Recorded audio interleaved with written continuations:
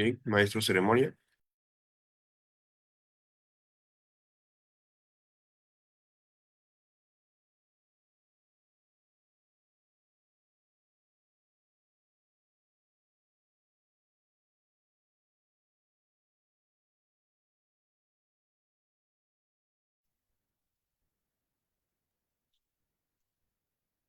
Bien, muy buenos días con todos los presentes. Reciban el más cordial saludo institucional del Ilustre Colegio de Abogados de Sullana, a cargo del Magíster Abogado Carlos Humberto Reyes Cayotopa y su Junta Directiva. Institución jurídica que continúa firme en su propósito de fortalecer la formación profesional, la ética y el compromiso social de la abogacía suyanense, de la provincia de Talara y de la provincia de Ayabaca y de toda la abogacía peruana. Es un honor para nosotros dar la bienvenida a todos los colegas, los docentes, estudiantes y profesionales del derecho que hoy nos acompañan de manera virtual desde diversas regiones del país en el marco de este Congreso Jurídico Multidisciplinario, espacio que busca promover el análisis, la reflexión, la actualización en torno a los principales desafíos del derecho contemporáneo y actualidad jurídica.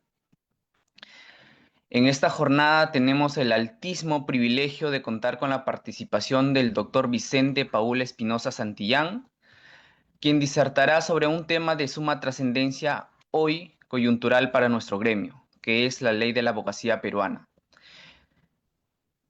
Esta ley simboliza el compromiso ético, institucional y humano que los abogados debemos mantener frente a la sociedad y del Estado. Permítame, antes de cederle la palabra, ofrecer una breve reseña sobre nuestro distinguido ponente. El doctor Vicente Paul Espinosa Santillán es doctor en Derecho, maestro en Gobernabilidad y Derecho Organizacional, abogado titulado por la Universidad Inca Garcilaso de la Vega.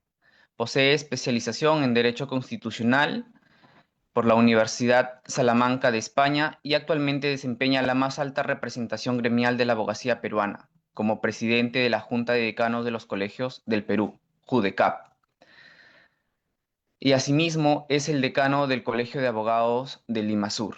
Su trayectoria académica y profesional ha estado orientada a fortalecer la institucionalidad del ejercicio jurídico, impulsar la meritocracia profesional y promover una abogacía moderna, ética y al servicio de la justicia.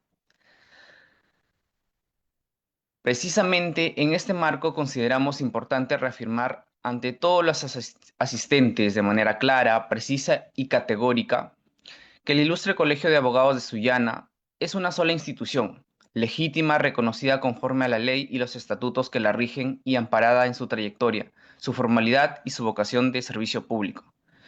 Pese a la existencia de grupos o personas que intentan arrogarse debidamente esta denominación, reafirmamos que solo el ICAS, reconocido por la Junta de Decanos de los Colegios de Abogados del Perú, ostenta la representación oficial, legal y moral de la abogacía suyanense. Esta posición no responde a un interés personal ni político, sino a un principio de defensa de la institucionalidad, del respeto, de la legalidad y sobre todo del honor de nuestro gremio profesional. Bajo esa convicción continuaremos promoviendo espacios académicos como la que hoy nos convoca, con el respaldo de la JUDECAP y de su presidente que hoy lo tenemos aquí presente, quien encarna el liderazgo renovador de una abogacía que mira hacia el futuro con responsabilidad, profesionalismo y vocación de servicio. A todos los participantes de esta sala, a nombre del Ilustre Colegio de Abogados de Sullana, damos la más cordial bienvenida al presidente de la Junta de Decanos de los Colegios de Abogados del Perú, al decano del Colegio de Abogados de Lima Sur y distinguido jurista nacional, el doctor Vicente Paul Espinosa Santillán. Adelante, doctor. Muchas gracias, Franco. Muchas gracias, Carlos Humberto Reyes, decano del Ilustre Colegio de Abogados de Sullana, del cual también me honro en ser miembro honorario.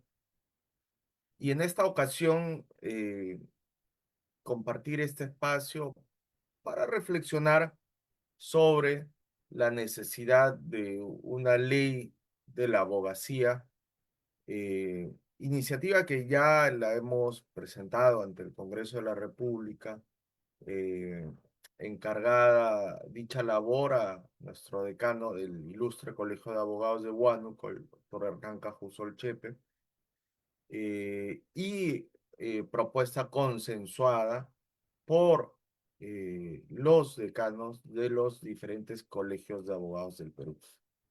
Pero antes de entrar al propio contenido de lo que es esta propuesta o esta iniciativa legislativa, yo creo que es importante tener un marco eh, general, referencial, de las normas y de los antecedentes que en cierta forma han influido sobre la conformación de lo que denominamos institucionalidad gremial, institucionalidad de los colegios profesionales. Y para allí, digamos, ya entrar en materia, no podemos soslayar o dejar de lado que la primera orden profesional de abogados eh, y de gremios profesionales en general es la orden de los letrados, creada y reconocida incluso anterior a la conformación de la República, ¿no? Y es allí donde es importante mencionar, por ejemplo, la historia de la Hermandad de los Abogados, ¿no? Impulsada eh, por el Marqués de Castelfuerte, ¿no? Eh, con fines piadosos y de ayuda mutua, ¿no? Sus socios asistían corporativamente a comuniones, misas, conservatorios en la capilla de los desamparados, ¿no? De la Compañía de Jesús.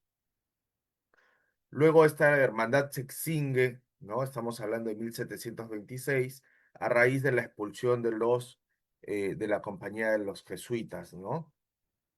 Pero ya en 1785 el rey de España manifestó la voluntad de crear un colegio de abogados, una orden de abogados a igualdad ya venía existiendo, ello en México y también en Madrid, ¿no? Y esto se lograría materializar ya mediante la Real Cédula de 1804 que crea al ilustre Colegio de Abogados de Lima. Luego de ello, ya en la época republicana, encontramos también la creación de diferentes colegios de abogados.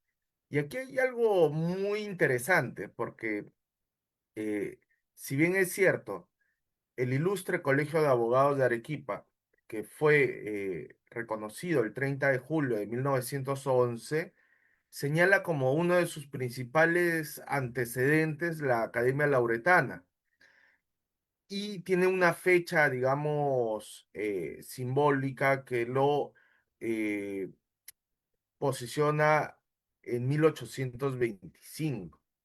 Sin embargo, eh, de manera formal, es el ilustre Colegio de Abogados de Cusco que fue creado el 31 de octubre de 1893 mediante resolución del Ministerio de Justicia, el que de manera formal ocupa el segundo lugar en la precedencia de los colegios de abogados e incluso hace algunas semanas atrás estuve compartiendo en la ceremonia de aniversario de este importante colegio de abogados y el decano, el doctor Franz Chavarría, hacía mención también a una hermandad, a una orden de abogados que buscaba impulsar eh, la vigencia y efectividad de la Constitución de Cádiz de 1812 y consecuentemente eso los ubicaba históricamente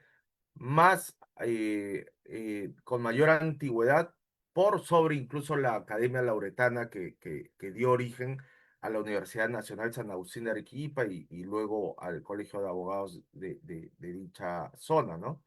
Entonces, esto es importante porque hay focos de desarrollo de la abogacía que trascienden a la Lima virreinal, a la Lima aristocrática, y son focos que se desarrollan donde también va existiendo formación profesional de letrados, ¿no?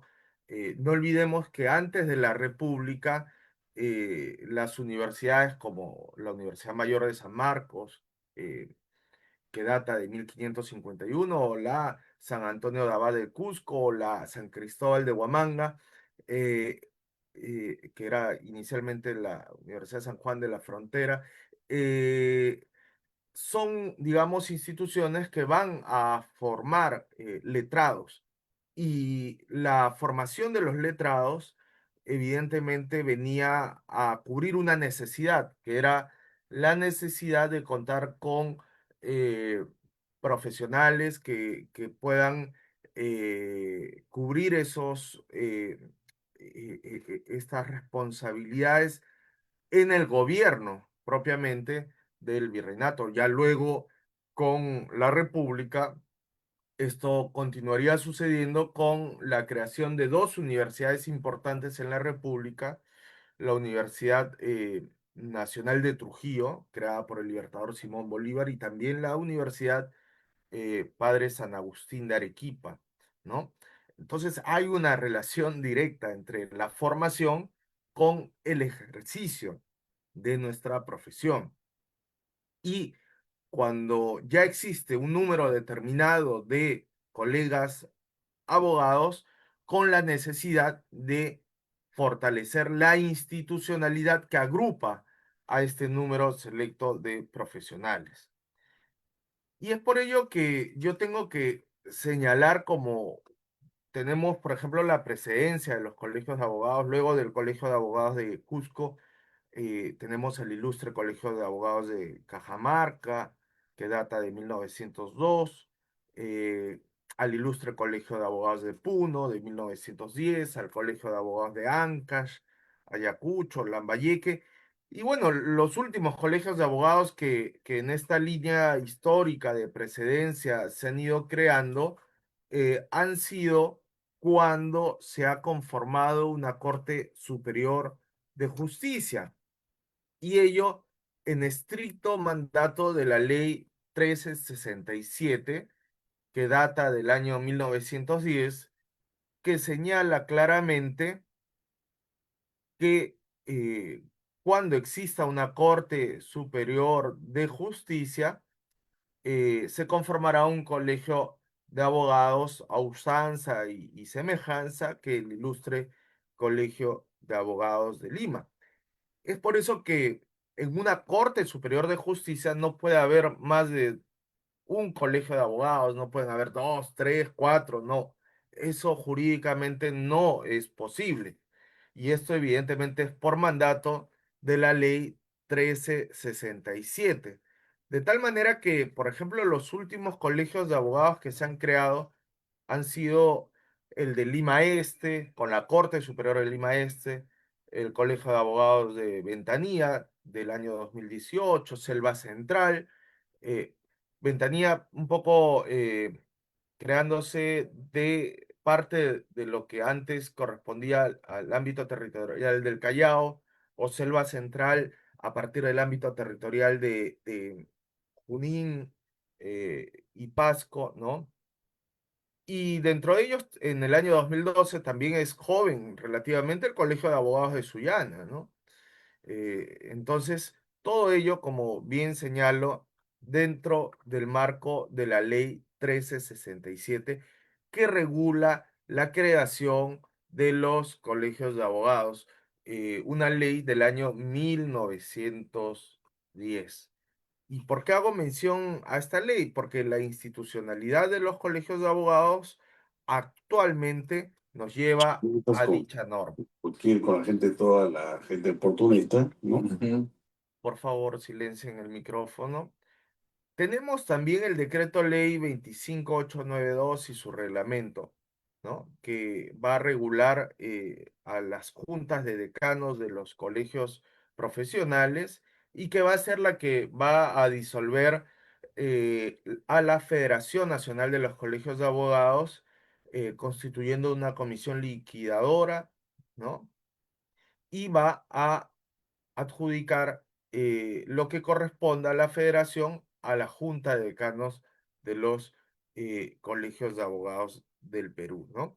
Entonces, pero también debo ser preciso en señalar que tenemos algunas normas y mirando un poco a la constitución política, por ejemplo, la primera constitución que regula de manera taxativa o específica el quehacer de los colegios profesionales es la Constitución de 1979, que en su artículo 33 precisa que los colegios profesionales son instituciones autónomas con personería de derecho público.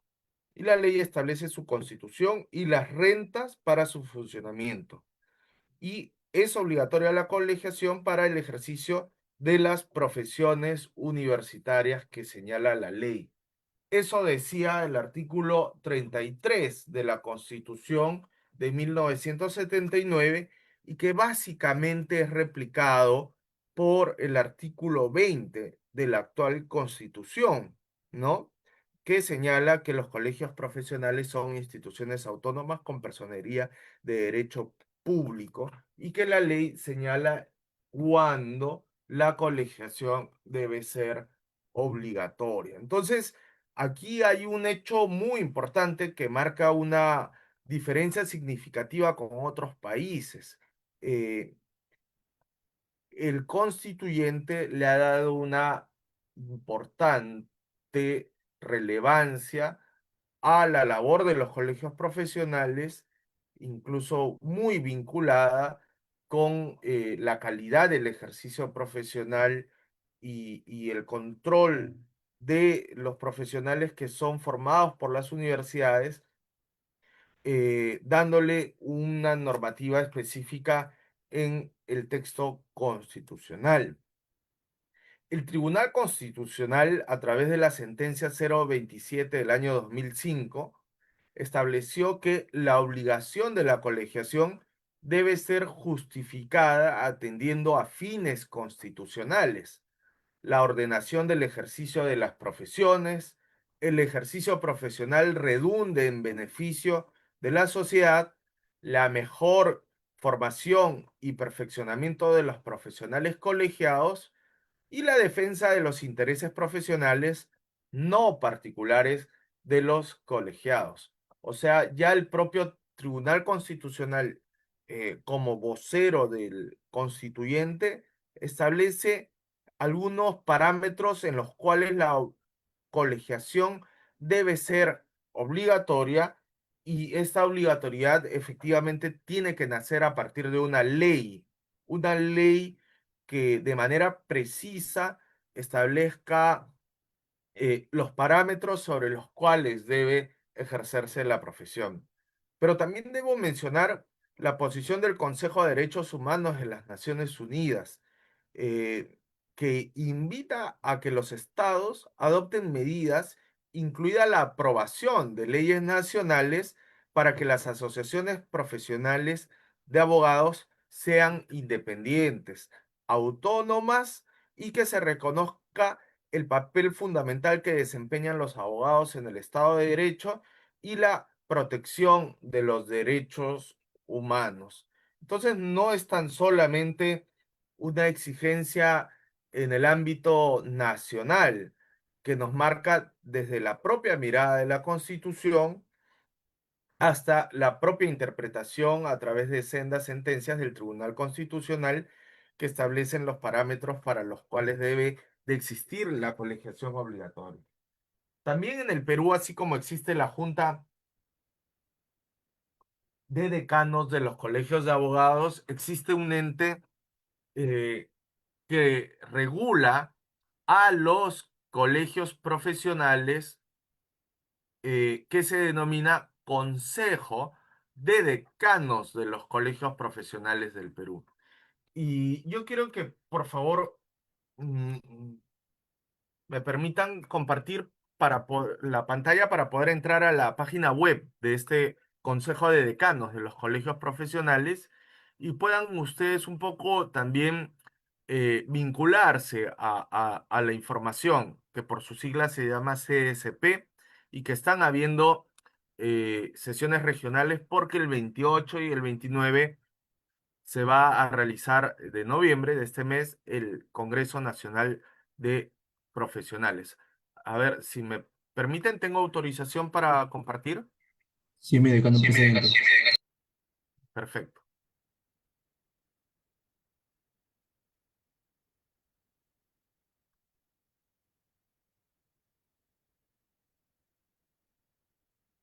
A ver, me indican, ¿se puede ver en la pantalla?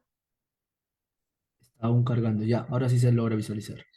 Bien, por ejemplo, acá tenemos a el Consejo de Decanos de los Colegios Profesionales del Perú, ¿sí? Esta es su ley de creación, que es la ley 28948, y el Consejo de Decanos de Colegios Profesionales, por mandato de la ley, es la institución autónoma con personería de derecho público sin fines de lucro, representativa de todas las profesiones organizadas en el país. Tiene también, así como el Colegio de Abogados o la Junta de Decanos, tiene su eh, estatuto. Esta también tiene su estatuto, ¿no? Entonces, es importante, colegas, que eh, nos vinculemos también a la normatividad de índole gremial, ¿no? Tiene su estatuto, tiene también su reglamento eh, de estatuto. A mí me tocó, por ejemplo, en su momento, eh, presidir el Consejo de Decanos de los colegios profesionales y aprobar, por ejemplo, el Código de Ética del Consejo de Decanos. Esta resolución eh, la, la dimos en el año 2021, ¿no? La 05, donde nosotros suscribimos el Código de Ética para los colegios profesionales, eh, vinculante para todos los miembros del Consejo de Decanos de los colegios profesionales, entendiendo que la ética pues es un deber fundamental por el cual existen los colegios profesionales, ¿no? Y con esto también la conformación de el propio Tribunal de Honor, ¿no? Eh, Dentro del Consejo de Decanos de los colegios profesionales, acá tenemos los consejos directivos que están conformados por diferentes decanos nacionales y acá están los colegios profesionales que conforman. En el Perú somos aproximadamente 1.700.000 profesionales que estamos colegiados y que nos integramos a colegios que por su naturaleza son de alcance nacional. Por ejemplo, el Colegio Médico, el Colegio de Ingenieros.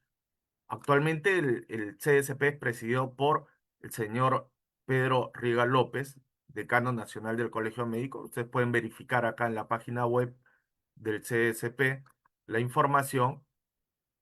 Y nosotros, en el caso de los abogados, no hay un colegio de abogados del Perú. Lo que existe es una junta de decanos de los colegios de abogados del Perú. Y acá está.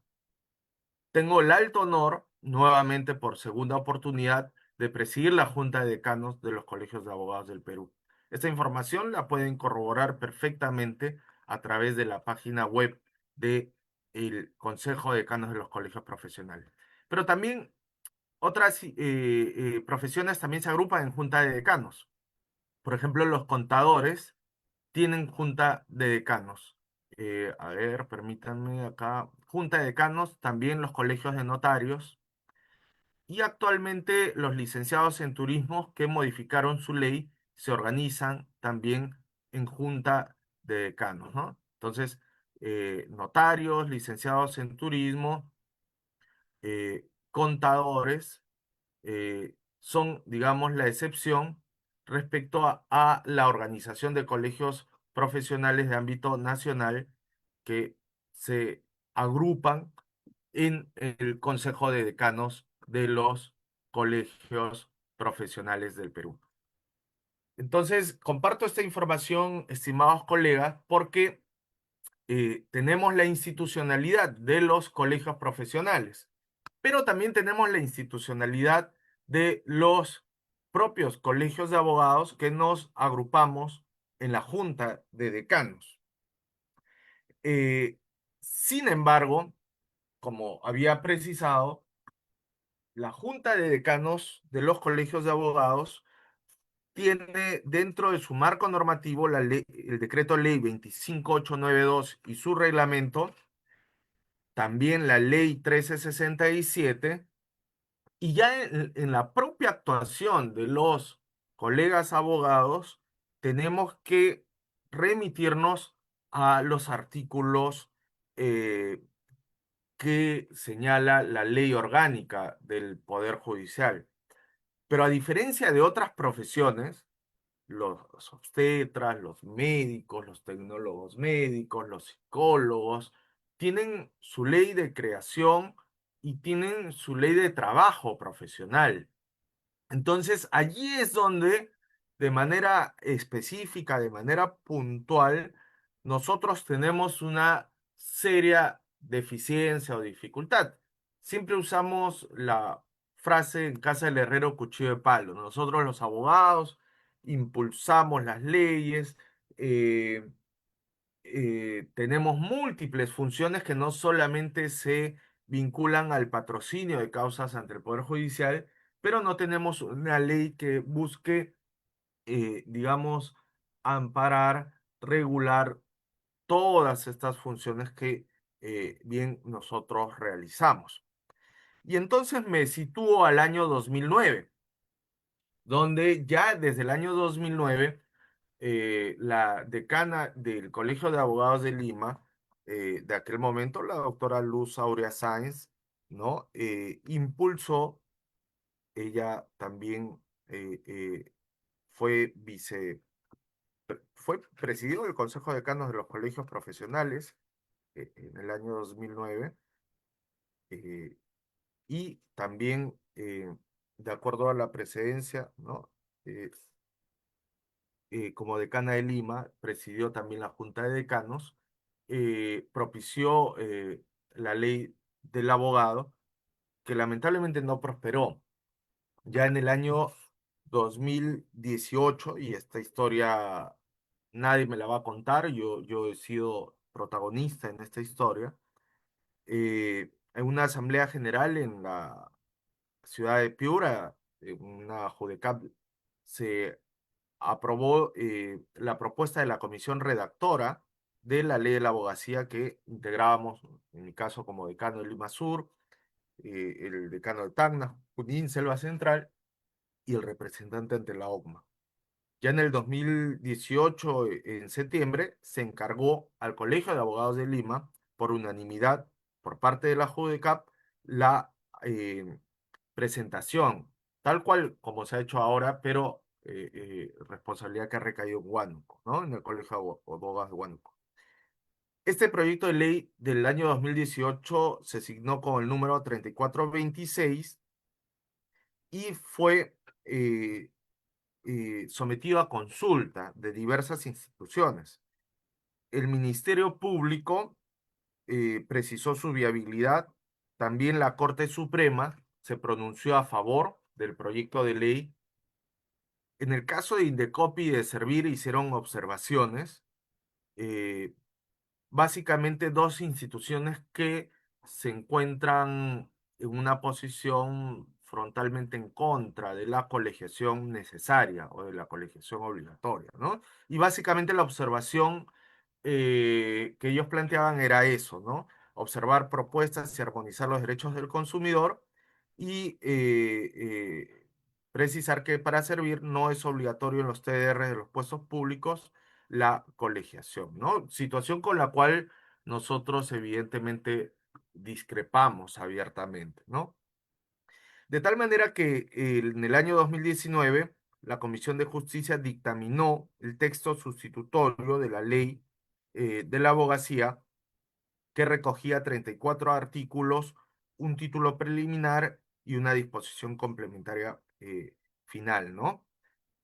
Donde se recogía sustancialmente la propuesta primigenia: principios para el ejercicio de la abogacía, requisitos, deberes, derechos, ejercicio profesional, funciones, atribuciones, Junta Nacional de Decanos, funciones, atribuciones, y el catálogo de infracciones y sanciones, que lo llevábamos a, digamos, una regulación con rango de ley, ¿no? Competencia profesional del abogado, certificación profesional, lucha y erradicación del ejercicio ilegal, control deontológico, colegiación obligatoria, registro nacional de abogados y especialistas y sistematización e integración de las diversas disposiciones que regulan a la abogacía desde la Ley 1367 que hemos señalado, la Ley Orgánica del Poder Judicial, el Decreto Ley 25982, su reglamento, el Decreto Legislativo 1265, que establece el Registro Nacional de Abogados Sancionados, ¿no? Entonces, lamentablemente debo precisar que esta propuesta no fue aprobada por el Congreso de la República. A mí me tocó en mi condición de presidente de la JUDECAP en aquel momento, sustentarla, oralizarla, eh, y lamentablemente no prosperó y pasó al archivo. Pero pasó al archivo, debo también señalar esto, eh, porque muchos aducían que el control deontológico que se pretende hacer desde la ley incluso podría estar excediendo las funciones de quienes deberían ciertamente poder estar bajo este ámbito, ¿no?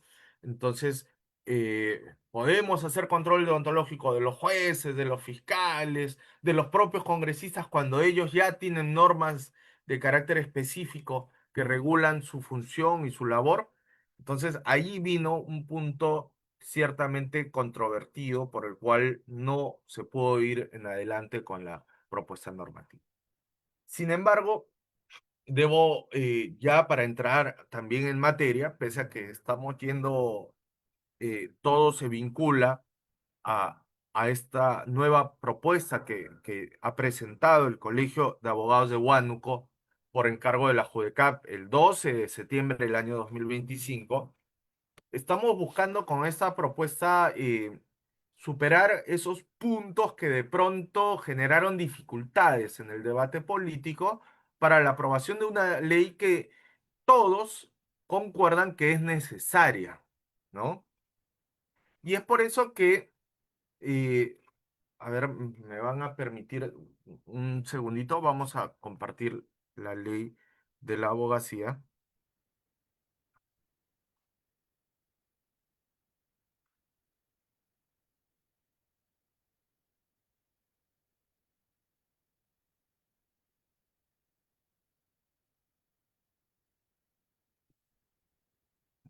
A ver, permítanme un segundito.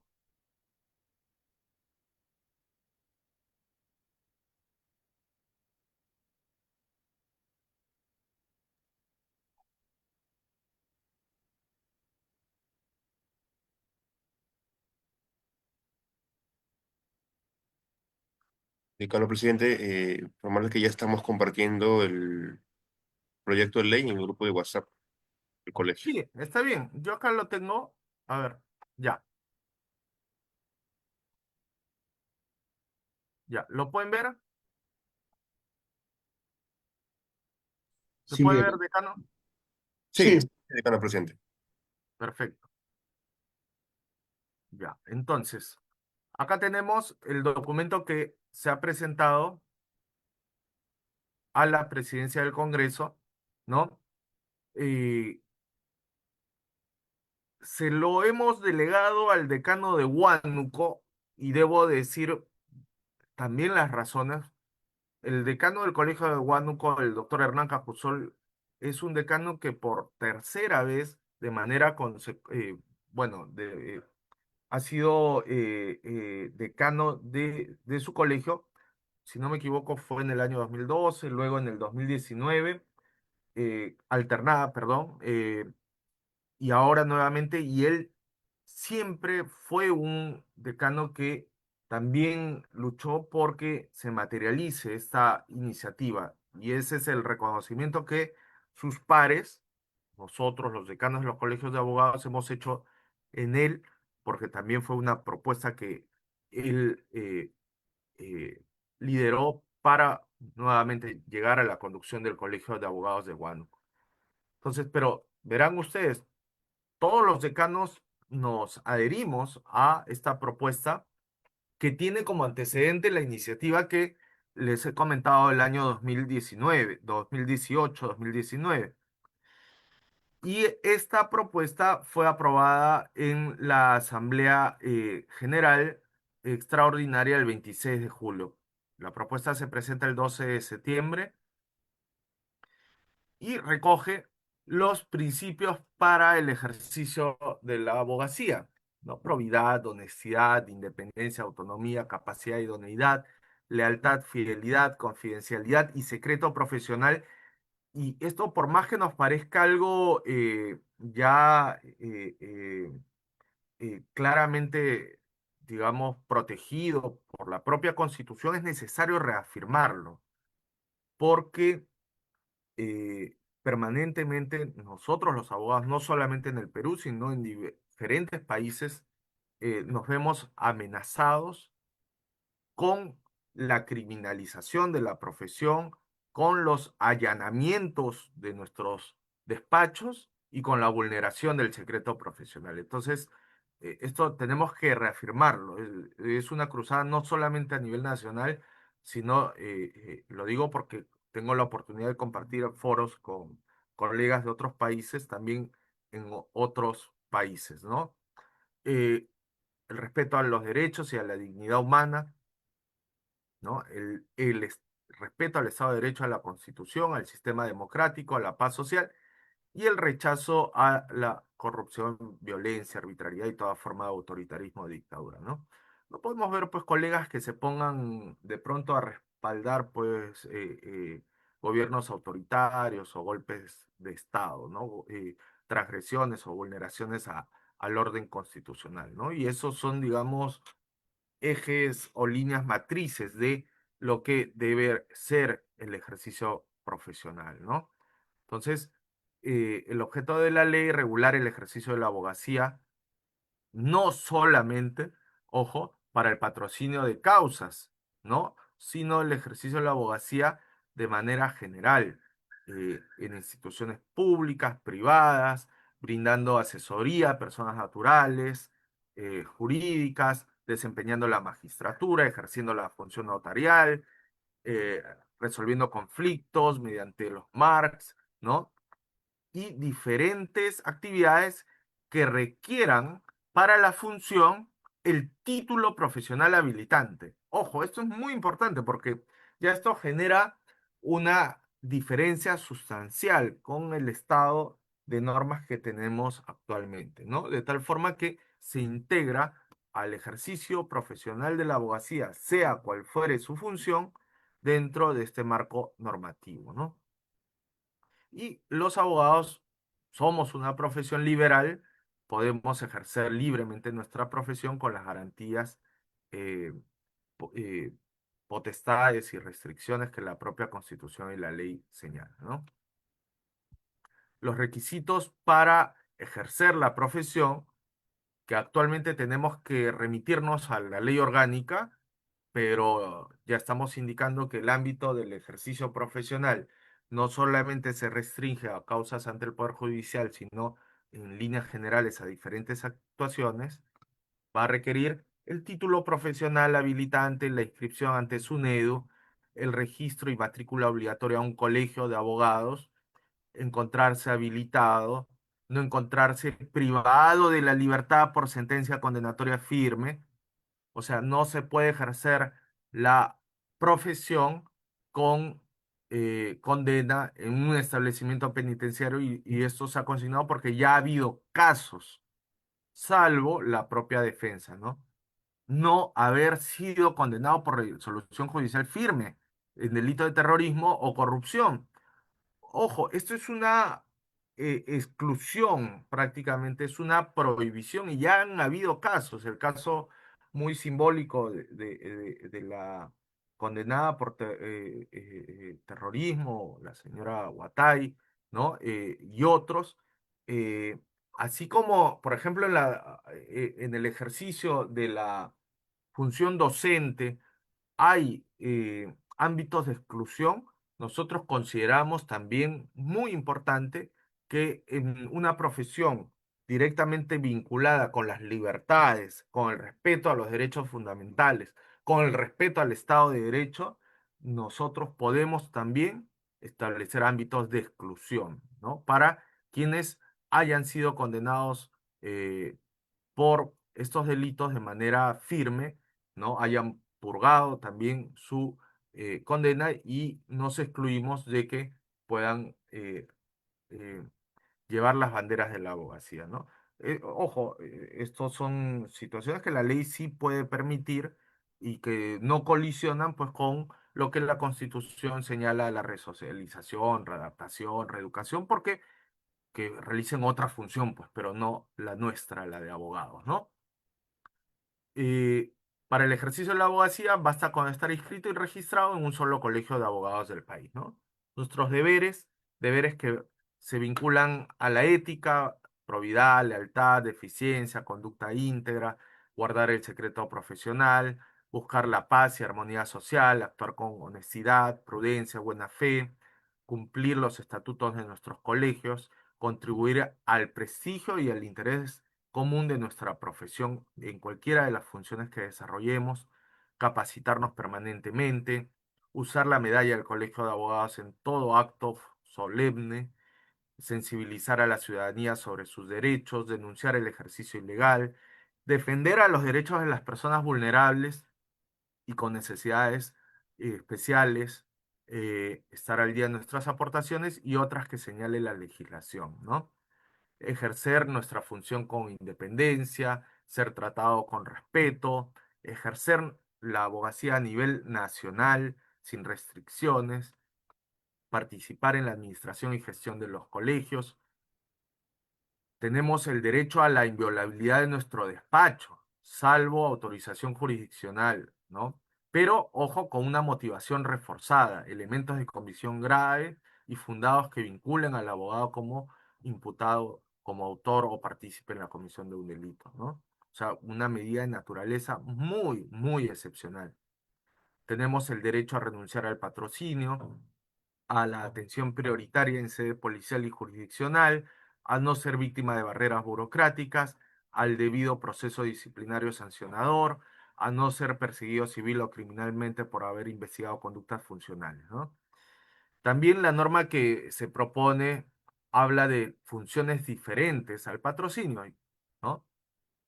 Los abogados que desempeñen funciones distintas a las de abogado patrocinante deben acreditar estar habilitados por su colegio de abogados, ¿no? Y esto va directamente señalado, ¿no? Hay funciones que requieren el título habilitante de abogado, como la propia magistratura, ¿no? La defensa pública y otros, ¿no? Entonces, se requiere la habilitación, ¿no? También se señala quienes están impedidos del patrocinio, ¿no? Y básicamente, pues, las autoridades públicas, ¿no? O jurisdiccionales. La firma del abogado que se va a requerir de manera obligatoria, ¿no?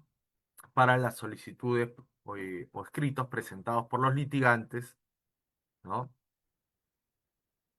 Y el abogado puede presentar y suscribir todo tipo de escritos, con excepciones de los que tengan una ley especial, ¿no? Eso lo hacemos también para evitar colisión normativa, ¿no? El secreto profesional, la extensión del secreto profesional, que es básicamente lo que ciertamente encontramos también en el Código de Ética del año 2012, ¿no? Y en el reglamento del procedimiento disciplinario del año 2020.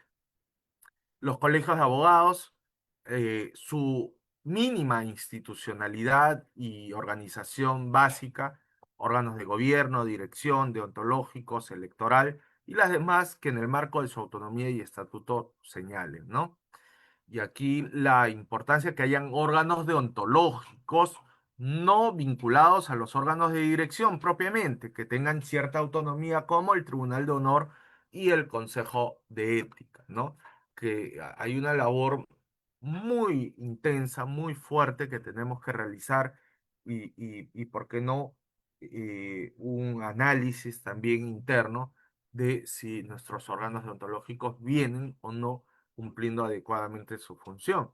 Y si estos órganos deontológicos son verdaderamente autónomos y actúan con independencia y justicia, ¿no? Eso tenemos que también analizarlo claramente, ¿no? Y fortalecerlos desde la gestión que nos corresponde como decanos o junta directiva, ¿no? Tenemos el registro de matrícula, que es obligatorio y correlativo, ¿no? El registro de sanciones, que también se vincula al que debe tener cada colegio de abogados y el que se debe de remitir al Registro Nacional de Abogados Sancionados del Ministerio de Justicia, ¿no? Las atribuciones de los colegios que nacen de la Constitución, pero también se desarrollan a través de esta propuesta legislativa. Desde la Constitución nosotros tenemos iniciativa legislativa y la posibilidad de demandar inconstitucionalidad de las leyes.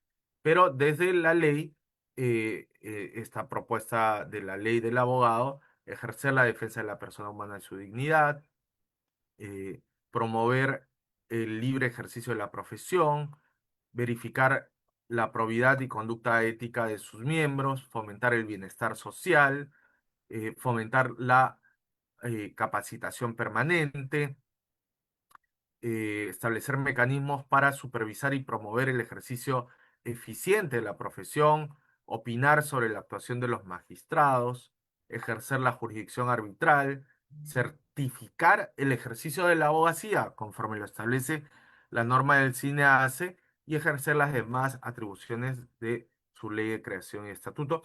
Y ojo, aquí hay un ámbito que se está incorporando, que es la certificación profesional de los abogados que cada colegio va a tener que ir implementando. Verán ustedes, colegas, para eh, incorporarnos al colegio de abogados, sea cualquiera de los 34 que existen, el trámite que hace un profesional es un trámite básicamente administrativo. En otros países, eh, Estados Unidos, en Costa Rica, se postula a la barra, se postula al colegio de abogados y pasan un examen y luego de eso pueden ser incorporados a el colegio que evidentemente, por ejemplo, el Colegio de Abogados de Costa Rica es de ámbito nacional, ¿no? Aquí en el Perú hemos analizado esta situación y podríamos tener en cierta medida algunas dificultades respecto al derecho al trabajo, ¿no? Como una limitación. Sabemos que puede ser un camino un poco complicado y que costaría mucho implementarlo. Sin embargo, consideramos que más allá del trámite administrativo, del registro de colegiación y del cumplimiento de los requisitos básicos que es para incorporarse a un colegio, la certificación del ejercicio profesional es un camino que debemos recorrer. Ya lo están haciendo otras profesiones, los médicos, los contadores, las profesiones de la salud en general, y la certificación va a significar que el abogado acredite competencias mínimas en un determinado periodo de tiempo. Pero esa certificación la tiene que impulsar el propio colegio profesional y el mercado va a delimitar ciertamente la selectividad de los profesionales. Evidentemente, va a llegar un punto en el cual el abogado certificado va a tener una mayor preferencia respecto simplemente al abogado colegiado, ¿no? Pero esto es un camino no de forma inmediata, sino de corto y diría yo largo plazo, ¿no? Pero la ley ya nos lo señala, ¿no? Diplomados, cursos de posgrado, las certificaciones, los cursos, seminarios ejecutados por los colegios de abogados tienen validez para acreditar la capacitación jurídica del abogado en el sector público y privado. Y esto lo ponemos de manera específica porque ya han habido avances y retrocesos sobre este punto, ¿no? Donde se pretenden o no reconocer estas capacitaciones que brindan los colegios de abogados, ¿no? Eh, Fechas conmemorativas tan importantes como el Día del Abogado, en homenaje a Francisco García Calderón, o el Día de la Abogada, en homenaje a María Trinidad de Enríquez Ladrón de Guevara. Luego tenemos la Junta Nacional de Decanos de los Colegios de Abogados del Perú, que entraría a esta regulación, porque caramba, imagínense esta paradoja. A nosotros los abogados que somos respetuosos de la institucionalidad democrática, del Estado de Derecho, nuestra norma que regula la Junta de Decanos es un decreto ley. Y ya saben ustedes que los decretos leyes son dados por gobiernos de facto. Bueno, se busca corregir esto a través de esta ley de la abogacía y su institucionalidad, ¿no? La Junta de Decanos como el máximo foro de debate y reflexión de la abogacía, decisiones vinculantes, vela por el cumplimiento del Código de Ética del Abogado y ejerce la representación nacional e internacional de los abogados de la República, ¿no? Su conformación a través de un consejo directivo y un consejo consultivo, ¿no? También la norma habla del Registro Nacional de Abogados, que va a recaer ahora en la Junta de Decanos de los colegios de abogados del Perú, ¿no? A la fecha no tenemos implementado un registro nacional. Cada colegio tiene un registro de sus propios agremiados, ¿no? Pero esto es de suma importancia porque actualmente hablamos de que somos 180.000 abogados, pero debemos tener una información real, sin quizás crear una nueva numeración, pero sí tener una información articulada de los 34 colegios de abogados del Perú, ¿no? Y a diferencia de la propuesta del año 2018, el tema del cuadro de infracciones y sanciones que se había incluido, en este caso se excluye, ¿no? Y se llevan a la regulación del Código de Ética y su reglamento, que evidentemente si se aprueba esta norma, tendrían que, en lo que corresponda, ser adecuados, ¿no? Acá tenemos la exposición de motivos de la norma, cómo se regula la abogacía a nivel del derecho comparado en Brasil, la Orden de Abogados, la OAB, ¿no? La FACA, que es la Federación de los Colegios de Abogados de Argentina, y como es en el caso de Chile y Bolivia, que lamentablemente tuvieron un retroceso en el caso de de la colegiación necesaria, ellos tienen colegiación voluntaria, ¿no? Este es entonces el proyecto de ley de la abogacía que se ha presentado ante el Congreso de la República. Este es el acta de la Junta Directiva del Colegio de Abogados de Huánuco, que lo aprueba en el marco de la exigencia del artículo 107 de la Constitución, y este es el acta de adhesión de los decanos, donde se dispone que se aprueba el proyecto de ley, se delega al Colegio de Abogados de Huánuco y donde firman los diferentes decanos de los colegios de abogados del Perú, donde también firma nuestro amigo Carlos Humberto Reyes Cayotopa. Entonces, estimados colegas, esto es lo que yo les puedo manifestar al respecto de la ley de la abogacía. Me olvidaba, acá, por ejemplo, también tenemos la política para la reforma del sistema de justicia, que en su objetivo priorizado número 6 habla de mejorar el ejercicio y la formación para la abogacía. Evidentemente la formación corresponde a las universidades, pero eh, la capacitación permanente y la actualización de conocimientos jurídicos también nos vincula a nosotros como colegios de abogados, ¿no? Entonces, eh, competencias que tienen que tener los abogados: redacción legal, proyectos normativos, elaboración, técnicas de litigación, enfoque de derechos humanos, ¿no? Esto va en la formación. La ley universitaria establece un artículo de coordinación entre las universidades y los colegios de abogados o colegios profesionales, perdón. en algunos casos ya se vienen integrando a los eh, colegios profesionales en las comisiones de rediseño curricular, que cada 3 años deben ser revisadas.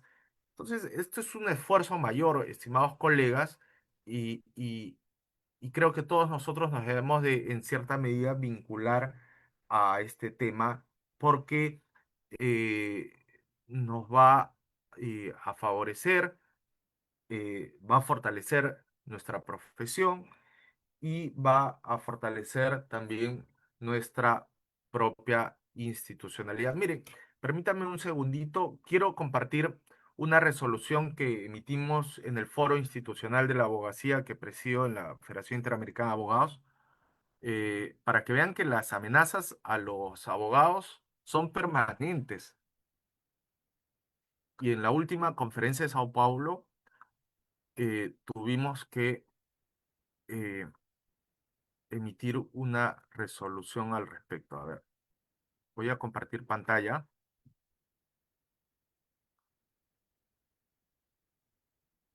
A propósito, hago la invitación a esta jornada que entre el 12 al 14 vamos a realizar en Lima, que es la reunión del Consejo y Foro Académico de la Federación Interamericana de Abogados, que es el ente continental que agrupa a las barras, colegios de abogados y abogados del continente. Esta resolución la sacamos eh, este año, que es una resolución de Asamblea General donde tanto con Sergio Ricci, que es el presidente del Comité de Derecho Constitucional y el suscrito que preside el Foro Institucional de la Abogacía, nos pronunciamos, ¿no?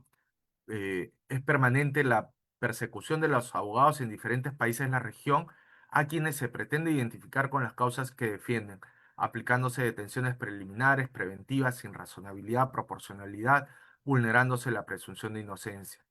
La FIA YABA, en cumplimiento con los principios básicos aprobados en el octavo Congreso de Naciones Unidas, ¿no? Pide que esta se cumpla, ¿no?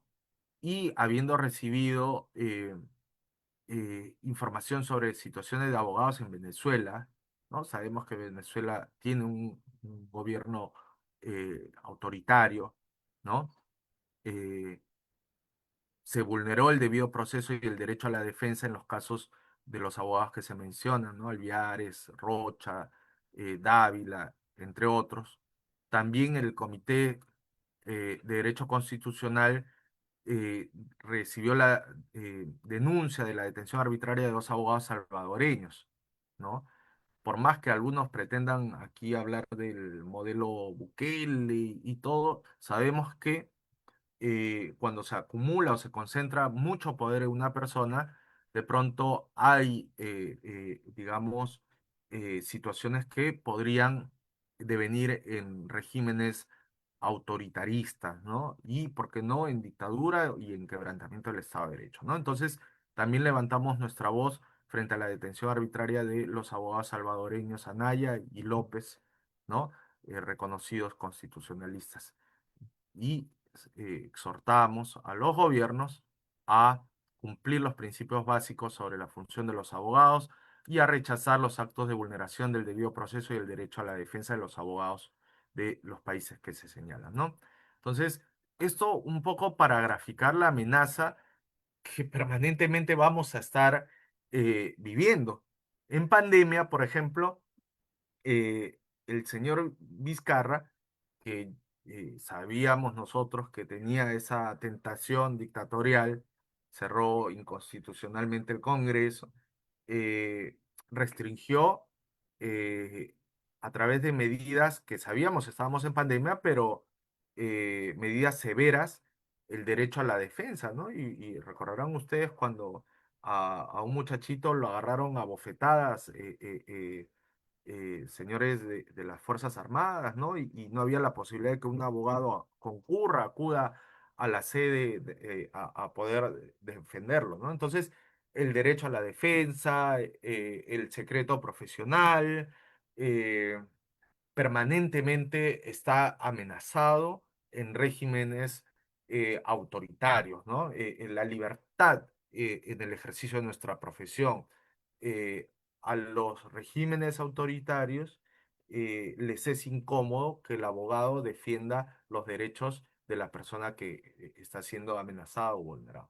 Así que la ley de la abogacía va a significar pues un avance significativo, va a hacer algo que va a ordenar, organizar convenientemente nuestra profesión, ¿no? Así que yo con ello quiero concluir esta presentación que he hecho a pedido de nuestro decano Humberto Reyes y bueno, pido que cada uno de ustedes también se convierta en cierta medida en embajador de esta propuesta normativa que se pone a consideración de todos y cada uno de ustedes. Muchas gracias y quedo atento a alguna pregunta o interrogante que puedan plantear. Muchas gracias, estimado doctor Vicente, por tan brillante y enriquecedora exposición. Sus reflexiones sobre la ley de abogacía peruana nos permite comprender con mayor profundidad, creo yo, el papel trascendental que cumple nuestra profesión en lo que es el fortalecimiento del Estado de Derecho, la ética pública y la defensa de los intereses de la sociedad. Bueno, en este momento damos pase a una de las partes más esperadas de la jornada, que es el bloque de intervenciones y preguntas por parte de los asistentes. Bueno, queremos invitar cordialmente a todos los participantes conectados por esta plataforma virtual a formular sus interrogantes o comentarios, los cuales pueden dejar escritos en el chat o solicitar el uso de la palabra levantando la mano de forma virtual. Recordamos que este espacio busca fomentar el diálogo académico, el intercambio de ideas y la reflexión crítica, por lo que cada intervención debe guardar el debido respeto y la pertinencia temática en torno a la exposición del doctor Espinosa Santillán. Bien, parece que tenemos una pregunta en el chat de Yair Flores, doctor. ¿Qué beneficios concretos traerá esta ley para los abogados jóvenes y recién colegiados?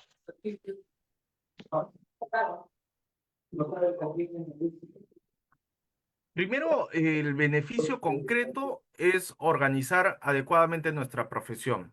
Segundo, que ninguna persona que tenga cuestionamientos graves pueda ejercer la abogacía. Hemos sido claros que existe una prohibición para los condenados por terrorismo y condenados por corrupción, cosa que va a repercutir directamente en nosotros porque lamentablemente el nivel de credibilidad de nuestra profesión respecto a la sociedad es bastante débil.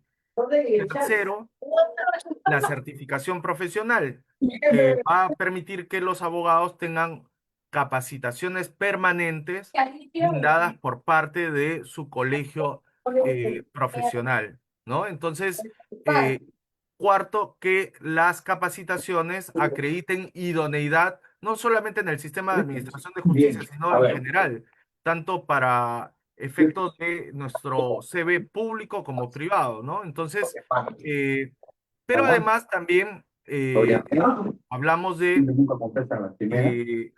mecanismo legal de protección de los abogados frente a situaciones de arbitrariedad o vulneración de los propios operadores del sistema de justicia o de parte del poder político, del poder público, ¿no? Entonces, básicamente, en resumen, esas serían algunas situaciones de ventaja que podemos tener en cuanto a la aprobación de esta ley, ¿no? Gracias, doctor. También tenemos la intervención del abogado José Campos Cayotopa, que nos refiere y menciona de qué manera se esfuerza el secreto profesional y la protección del abogado frente a actos de hostigamiento o criminalización del ejercicio. Miren, hemos tenido el caso del colega abogado Arsenio Oré Guardia, y yo particularmente hablé con el doctor Oré. Nosotros en su momento desde el Colegio de Abogados de Lima Sur marcamos una posición de rechazo a medidas totalmente irrazonables, desproporcionadas, por el cual en un proceso penal el juez está al centro, el fiscal es parte defiende a la sociedad en los procesos penales y el abogado defiende a su patrocinado. Entonces, el allanamiento es una medida totalmente, digamos, de excepción y debe estar debidamente motivado y justificado. Aquí no, se allanó y cuando se allanó se pudo acceder a información que era valiosa en cuanto a la estrategia de, en este caso, el abogado o el estudio de abogados que ejercía la defensa profesional y consecuentemente vulnerando lo que significa el secreto profesional. Esto no lo estoy diciendo que ha ocurrido en otro país, ha ocurrido acá en el Perú, el allanamiento de estudios de abogados. Entonces, allí tenemos que tener una postura muy firme. Y el secreto profesional, si bien es cierto, está claramente establecido en la Constitución política, a través de esta ley le damos el aspecto ya específico a nuestra profesión como abogados.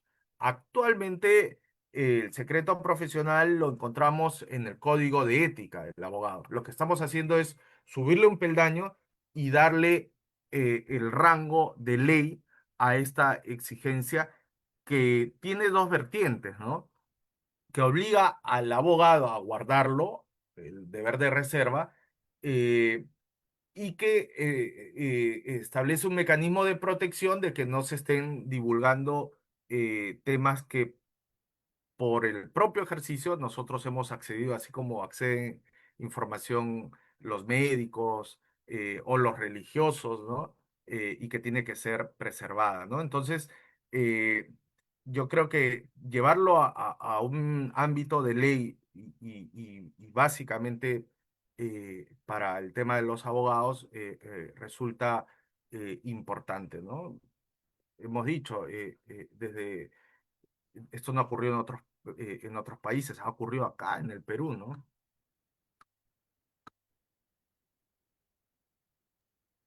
Bien.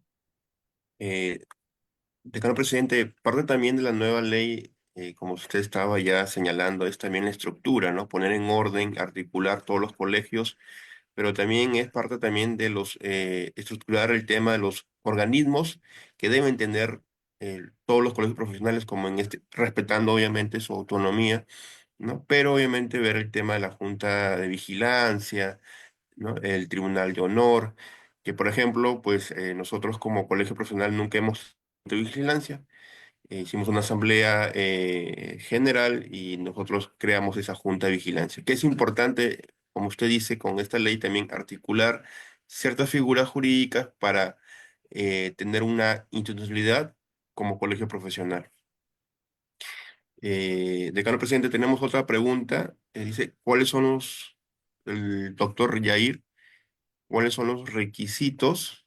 Dice aquí, vamos a ver, para incorporarse a la JUDECAP? Los requisitos para ser miembro de la Junta de Decanos de los colegios de abogados, en principio, es ser decano en ejercicio, ¿no? Y eso no es necesario llevarlo a la ley porque ya el estatuto de la JUDECAP lo establece claramente, ¿no? Eh, el estatuto dice, son miembros de la Junta de Decanos los decanos en ejercicio cuyos colegios se han conformado de acuerdo a la ley y sus estatutos, ¿no? El decano que quiere integrar la JUDECAP debe acreditar su condición de tal presentando copias certificadas de los documentos que acreditan su elección y juramentación, ¿no? Entonces, eso ya está regulado en el estatuto de la JUDECAT.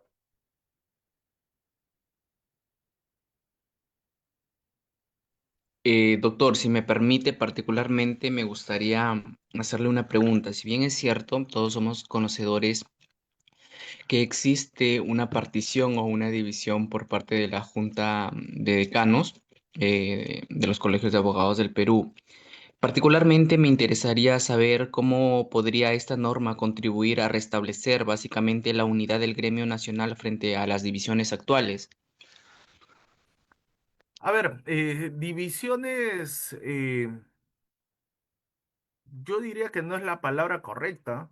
Eh, Hay grupos que se mantienen al margen de la ley o de las normas y evidentemente cada quien es responsable de su forma de actuar, ¿no? He sido claro en señalarles cómo es la institucionalidad de los colegios profesionales, partiendo desde la propia Constitución hasta el Consejo de Decanos de los colegios profesionales, la Junta de Decanos de los colegios de abogados y los colegios de abogados del Perú.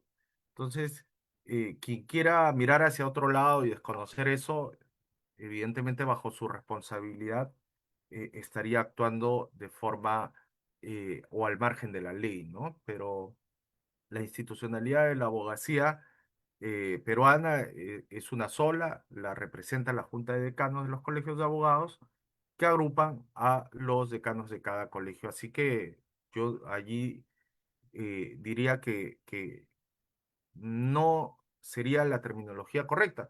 Más aún, nosotros en la JODECAP participamos en todas las asambleas, más del 50% del número total de decanos que deberían integrarla.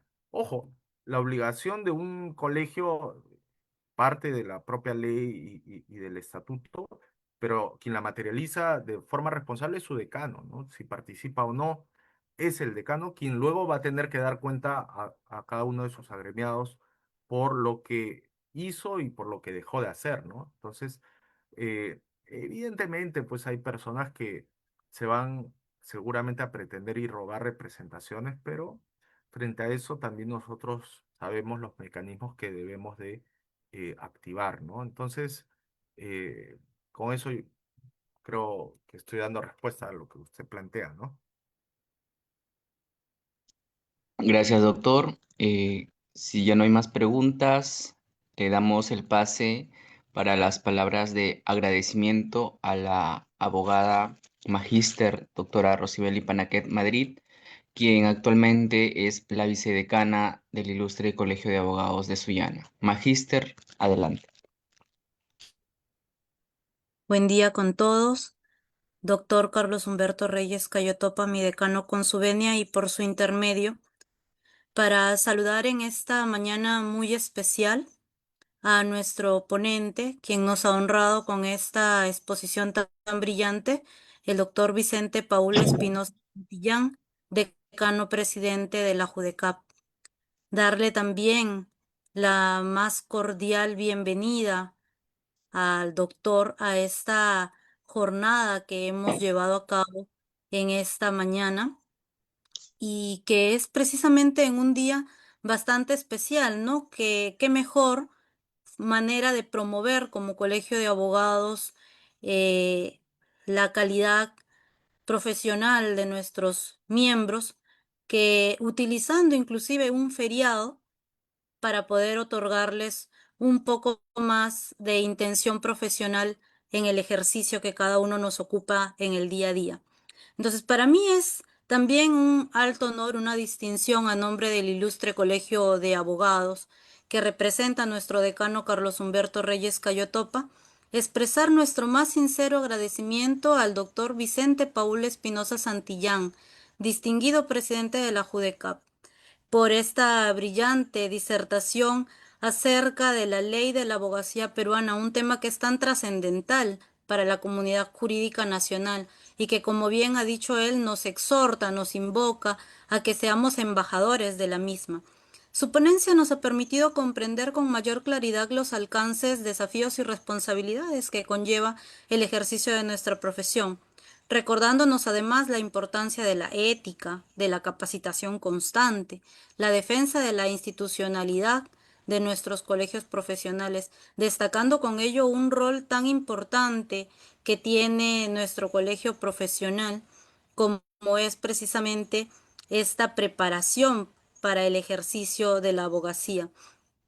Destacamos también su notable trayectoria académica y gremial como su permanente compromiso con la formación de las nuevas generaciones de abogados del país. Reciba entonces, estimado doctor Vicente Paul Espinosa Santillán, el reconocimiento y la gratitud del ilustre Colegio de Abogados por su valioso aporte en esta jornada jurídica multidisciplinaria. A todos los presentes, los invitamos también a que sigan participando. Nos queda una más. Silenciando por favor sus micrófonos. Muchas gracias. Los invitamos a que continúen participando en estas ponencias y de que tengan pues a bien llevar a todos sus ámbitos en los que ustedes participan la idea de esta ley de la abogacía peruana que nos permitirá regular de mejor manera nuestro ejercicio profesional, así como los ámbitos en los que nos desarrollamos cada uno de nosotros. Una vez más, mi total agradecimiento, doctor Vicente Por favor, Espinosa, y a todos y cada uno de ustedes que sigan teniendo un buen día. por Gracias. favor, Bien, muchas Gracias. gracias con todos. Muchas gracias, decano Carlos Humberto Reyes Cayotopa. Voy a disfrutar ahora mi 1 de noviembre en familia. Así que gracias. Gracias, doctor.